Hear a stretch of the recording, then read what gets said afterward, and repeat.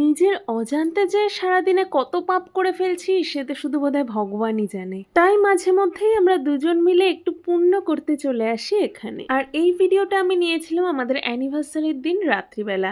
এমনিতেই অনেকটা পরিমাণে সেদিন রান্না হয়েছিল আর মাংস বেঁচেও গিয়েছিল প্রচুর।